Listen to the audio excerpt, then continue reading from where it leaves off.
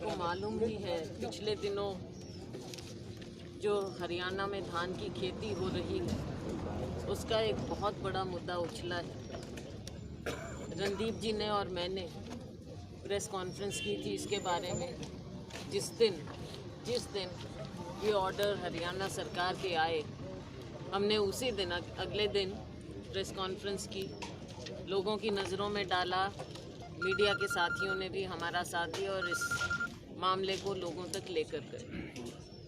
अब जैसे जैसे समय आ रहा है धान का, किसानों तक ये बात पहुंची है और किसान इस बात को अच्छी तरह से समझ रहा है कि उसके साथ ये भारतीय जनता पार्टी जजपा सरकार बातें कुछ करती है, करती कुछ और है, हमेशा बरगलाती है हर मुद्दे पर। हरियाणा के लोगों को, हरियाणा के किसान को, मजदूर को, युवा को इन्होंने बरगलाया है। ये उसकी एक जीती जागती मिसाल है। बहाना कुछ लेते हैं, करते कुछ और हैं। अभी जो ये मुद्दा है धान की खेती का, जिस पर ये रोक लगा रहे हैं 8 ब्लॉक्स पर कि बिल्कुल आप धान की खेती नहीं कर सकते, उनमें हमारा ये भी एरिया है। यहाँ के किसानों ने बड़ी हिम्मत दिखाई, रतिया के किसानों ने खुद अपने आप सड़क पर आए, अपने मुद्दे को उन्होंने उठाया और लोगों के बीच में लेकर गए। सरकार के पास उन्होंने मेमोरेंडम दिया, लेकिन हमें लगता नहीं कि इसकी सरकार के कान पे जूं तक रेंगेगी। और इनके तालमेल का भी आपको मालूम है कि एक मंत्री आकर क्या बोल देते हैं और ऑर्डर कुछ और। ऑर्डर आपके पास हैं, हम आपको अभी दे देंगे। और इससे हज़ारों नहीं, लाखों एकड़ भूमि प्रभावित होती है। 4,44,000 एकड़ का आधा भी आप ले लीजिए, जो 50% पर कहा है, तो 2,22,000 एकड़ तो सीधी हो गई। 2.25 लाख एकड़ आप समझ लीजिए। अब किसान की अगर हम बात लें, पट्टे पर कौन ले रहा है? किसान जो सबसे गरीब है, मार्जिनल फार्मर है, वो पट्टे पर लेता है। आप उसको कह दो कि आप धान नहीं उगा सकते तो उसकी कमाई क्या होगी? और आपने उसकी एवज में उसको क्या दिया है? आप बहाना लेते हैं भूजल संरक्षण का।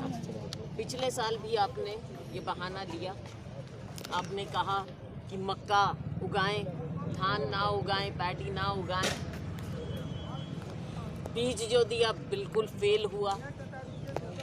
2,000 रुपया इंसेंटिव देना था, वो नहीं दे पाए। इस बार कह रहे हैं 7,000 देंगे हम। कोई इन पर विश्वास कैसे करे? या तो पिछली बार आपने कुछ करके दिखाया, आप वो नहीं कर पाए। अब आप कह रहे हैं कि जो उगाएगा उसकी हम हर प्रकार की सब्सिडी बंद कर देंगे, किसान की MSP पर उसका धान नहीं खरीदेंगे, मतलब और दिक्कत में किसान को डाल देंगे। अभी तो किसान इस सरकार के नीचे इनके हर एक कदम से मरता चला गया है। जब से इनकी सरकार आई है, ये किसान विरोधी सरकार है।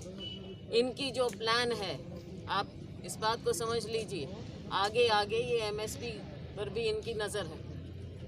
अभी हाल ही में चाहे सरसों की बात थी, गेहूं की बात है, खरीद घोटाले पे घोटाले हो रहे हैं, पेमेंट किसान की हो नहीं रही, तो तरह तरह की बातें। साथ में आप कहते हैं कि 50 हॉर्स पावर वाले आपको जो हमारे ट्यूबवेल हैं उनको बंद कर देंगे, बिल्कुल बंद कर देंगे। ना नए कनेक्शन आप दे रहे, जो पुराने हैं उनको आप बंद कर दोगे। एक और मार पे मार, किसान के ऊपर, गरीब के ऊपर, छोटे किसान पे, बड़े किसान पे। ये किसी किसान को बख्शने वाले नहीं हैं। हमारे यहाँ का जैसे जाखल एरिया है, सिरसा है, अपना रतिया है, आगे आप चलिए सीवन, गुला चिका, पीपली, इस्माइलाबाद, बबैन, ये सब ब्लॉक्स हैं इसमें। तो यहाँ पर जो हमारा चावल दुनिया भर में मशहूर है, दुनिया भर में जाता है, तो आप तो हर तरह से अर्थव्यवस्था पर ही कुल्हाड़ी मार रहे हैं। तो ये सरकार किसान विरोधी सरकार है, हम पहले से कह रहे हैं। और इनकी एक एक हरकत, एक एक इनका जो ये सरकारी तुगलकी फरमान इस बात को साबित करता है कि ये किसान विरोधी, गरीब विरोधी सरकार है। साथ में जुड़े हुए कई मुद्दे हैं, किसान के मजदूर के आज हमने बात भी की है।